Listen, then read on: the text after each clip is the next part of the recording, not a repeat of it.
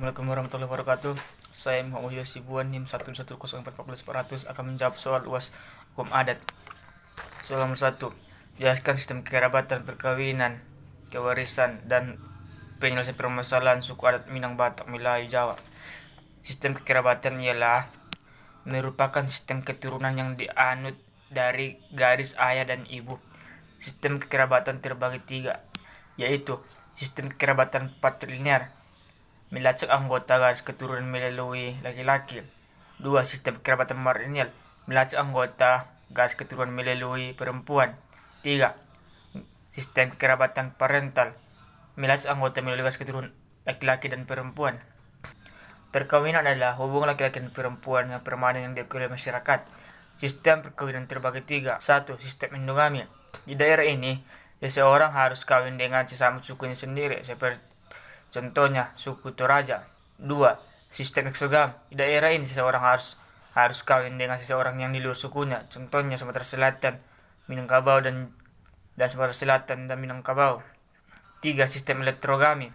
Sistem ini tidak mengenal atau larangan yang keharusan yang seperti halnya sistem endogami dan eksogami. Pewaris adalah seseorang yang meninggalkan harta, dan ahli waris adalah seseorang yang akan menerima harta tersebut. Sistem kewarisan terbagi tiga. 1. Sistem kewarisan individual. Cirinya adalah bahwa harta peninggalan tersebut dapat dibagikan di antara para ahli waris, seperti halnya pada masyarakat bilateral di Jawa, Batak, atau Sulawesi. 2. Sistem kewarisan adat kolektif. Cirinya adalah bahwa harta peninggalan itu diwarisi oleh sekumpulan ahli waris yang bersama-sama merupakan semacam badan hukum di mana harta tersebut disebut sebagai hara pusaka, tidak boleh dibagi-bagikan pemiliknya di antara para ahli waris dimaksud, dan hanya boleh dibagi pemakaiannya saja kepada mereka itu hanya mempunyai hak pakai saja, seperti masyarakat Minangkabau. 3. Sistem kewarisan mayorat. Ciri lain dari kewarisan mayorat adalah bahwa harta peninggalan diwariskan keseluruhannya atau sebagian besar sejumlah harta pokok di suatu keluarga, dan seorang anak saja, seperti halnya di Bali, di mana terdapat hak mayorat anak laki-laki yang tertua, dan Tanah Semendo, Sumatera Selatan, di mana terdapat hak mayorat anak perempuan tertua. Dan penyelesaian permasalahan hukum suku adat Minang, Batak, Jawa, Melayu menurut saya itu sama, harus diselesaikan dengan cara musyawarah. Dan soal nomor 2, jelaskan tahapan-tahapan perkawinan adat Minangkabau, Batak, Melayu, dan Jawa. Tahap proses pernikahan adat Batak ialah manggaririt atau persiapan pernikahan. Dalam tahap ini adalah tahap memilih gadis yang akan dijadikan istri yang sesuai dengan kriteria laki-laki atau keluarganya. 2. Mangalehon tanda. 3. Mersuhip. 4. Mertumpul. 5. Marhata sinamut. 6. Mertong raja. 7. Menjalo pasu-pasu perbagason. 8. Merunjuk atau alun unjuk. Tahap-tahap pernikahan adat Minang. 1. Merasik. Merasik merupakan tahapan pertama pada tata cara pernikahan adat Padang. 2. Meminang dan babimbang tando atau bertukar tanda. 3. Mahantasiri. 4. Babako babaki. 5. Malambainai. 6. Manjapoi marapulai. 7. Penyambutan di rumah anak daro. 8. Akad nikah. Tahap-tahap pernikahan adat Melayu.